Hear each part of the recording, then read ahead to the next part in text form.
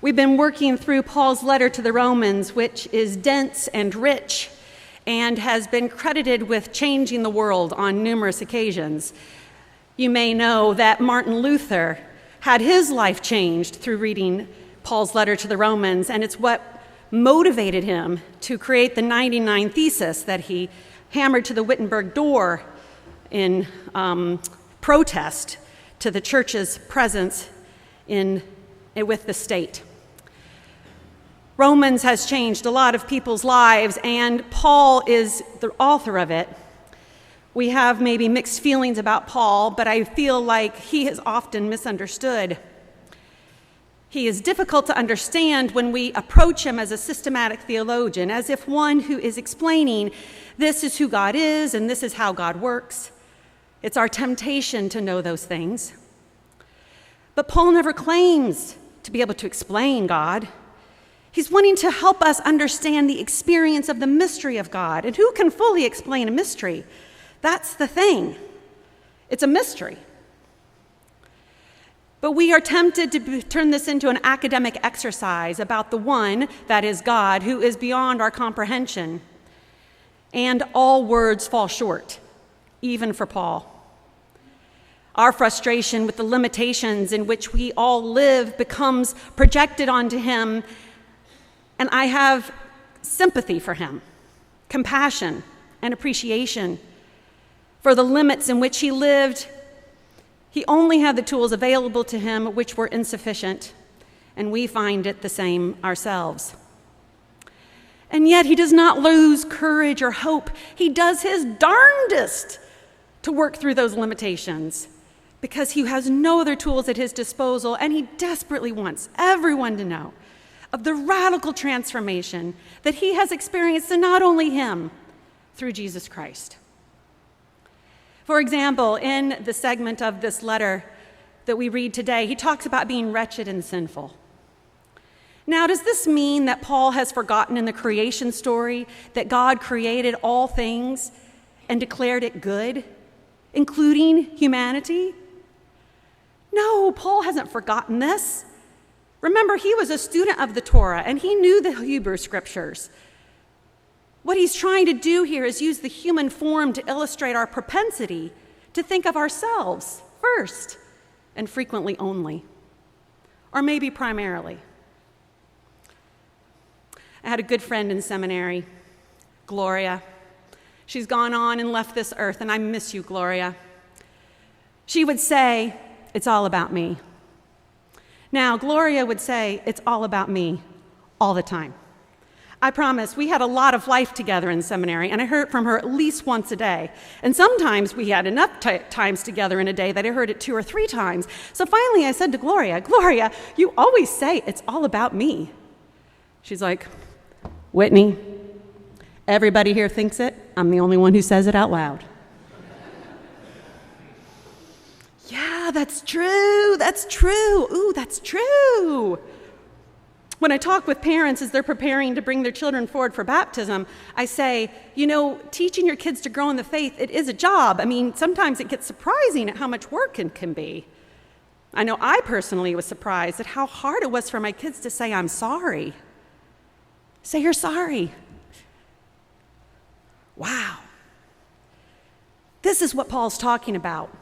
This is why he talks about being wretched and sinful, because that's our nature. Like, oh, do I have to say I'm sorry? Couldn't I just say, like, it was an accident? Or I didn't mean to? Or what I was trying to do was blank, blank, blank, and then that happened. Do I have to say I'm sorry? So then Paul goes on to talk about the capacities of the law, because at least the law tells him what to do.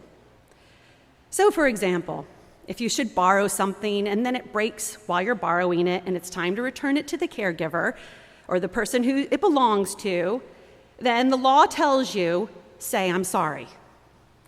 And so Paul says, okay, I have instructions to follow. I don't feel sorry. I feel a little bit defensive, actually. I'd like to explain to you how this happened because it really wasn't my fault. But the law says, say, "I'm sorry." In Paul's letter to the Galatians, he talks about the law as a guardian. He illustrates it as a human form, one who's in charge of the small child so that that can raise the child in the right way so that they can function and live and create a good society. And so he thinks about that. That's what he's referring to it in this letter as well. So even the law shows him, though, how wretched he is because he actually has to be told to say, I'm sorry. He's realizing, goodness, I wouldn't have even thought to say that. In fact, I kind of don't want to. But the thing that Paul realizes, and we're not reading it today, but if you read the letter to the Romans, you will read it again and again, is that grace transforms us. And all of a sudden, we start to want to say, I'm sorry. Not because we feel horrible, but because we feel love toward the other person. Grace helps us realize the immensity of God's love, and it transforms us so much that we actually think of other people and notice that it might not feel good to receive a borrowed item returned now broken. Maybe there's nothing I can do to make this better. Maybe it doesn't exist anymore. Maybe you can't buy it anywhere. Maybe the price has gone up. Paul is saying when grace moves through us, we see the other person as a beloved child of God, just like me, and we feel an awareness of their sorrow as this turn of events, and we feel their sorrow and we say, I'm sorry, I messed up. It was an accident, and I'm sorry. The motivation comes about because we want to restore our relationship with the person, not look like a good person, and not be left to our own justifications and vengeance. So Paul says the beautiful thing about grace is it liberates us from the law. We don't need the law to follow, nor are we limited by our human inclination. It's love which has transformed us and makes us want to care. This is the grace of God in Jesus Christ, the grace that breaks through the limited options we have, because all we can think of is that it's all about me. Or, what is it I have to do to get out of this? What is it I have to do to check the box? Those are the places we fall into, left to our natural inclinations, and God's grace transforms us, and we say, what could I do to make this a more loving environment? What could I do to change this dynamic by offering love? Meister Eckhart was a mystic, a German mystic in the 15th century. There's an invitation to people who want to learn about him to come together and discuss what we're discovering. James Finley is the teacher on this podcast, and thank goodness he is, because we need some translation. Not only are we dealing with German, but we're also dealing with centuries of difference. If you remember, and sometimes I have to, 15th century means 1400s. Right, so it's been a while. James Finley talks about Eckhart's instruction about moving into the grace of God, because the gift of Eckhart was that he gave people little tools to help them advance along the path. That's what he calls it. It is true that we have these things about us, our memories, our intellect, our loves. God gave those all to us. And yet, God wants to transform them into what God is doing in and through us in the world. So as an illustration, Finley uses this following story. He says, of course, as a human, I have particular love. He's like, to illustrate this, I have daughters, 2. And if something were to happen to one of them, if one of them were to die, I would be struck with sorrow beyond measure. I would be racked with grief at my loss. And that would be accurate and real, a gift of God to me because of the love that I felt. He said, but say I'm watching the news and there's a father on there whose daughter has died, and I see his grief and his tears and his sorrow, and I don't feel moved. This is the transformation God is inviting us into, an awareness that one person's sorrow is our sorrow as well, that their struggle is our struggle as well, that their joy is our joy as well, that their hopes and our hopes unite together for what God has to do in this world. And we can't do it ourselves. We can't will ourselves to do this. Take Paul's word for it, because he had checked off every box. He was the most excellent of the excellentists. He had reached, there was no much bigger pinnacle to go to in achievement than Paul achieved, which is part of his story. We can't do this by our own will and strength and determination. He's like, I tried. I did all of it. Determination, I exhausted. Will, I exhausted. Intellect, I exhausted.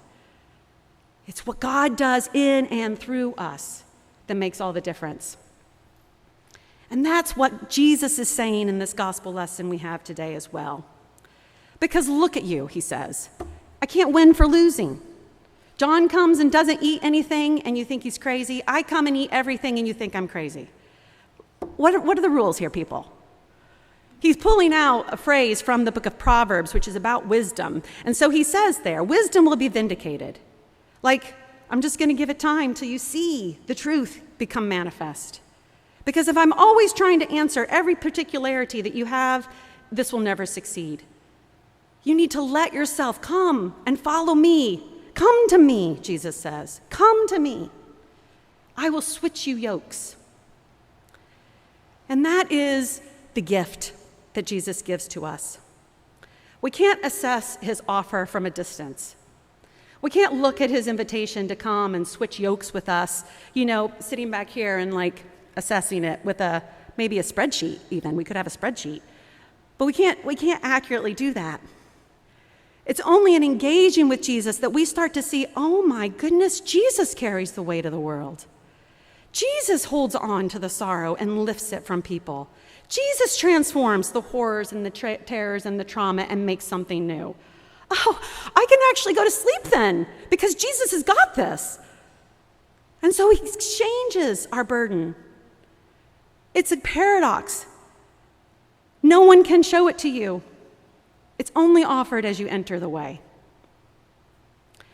And so we come together every week to enter it again. We get distracted for 6 days. There's a lot going on. A lot of feelings and emotions about all kinds of things which can burden us. So we come back on Sunday and say, all right, let me hear this again because I got most of it, but I lost a thing somewhere along the way. We come in and we receive the gift of God in Jesus Christ, and that's what we're doing even today. You probably didn't know there was going to be a baptism. Congratulations. You're the lucky ones to get to hear the covenant again, to remember, oh yeah, I can keep this covenant with God's help. I can seek and serve Christ in all persons with God's help. All of this I can do, actually. I can persevere in resisting evil with God's help. And so you remember that you're not carrying this. You're inviting into the loving, life-giving God's life in Jesus Christ. And we want Madeline to live with that grace all of her days. We want her to never not know it. We want her to say, I can't remember a time when I wasn't aware of God's grace. And that's what we get to do together. Thanks be to God for the gift of the church. Thanks be to God for giving us the church so that we might know the abundant grace and mercy, the transforming love of God in Jesus Christ. Amen.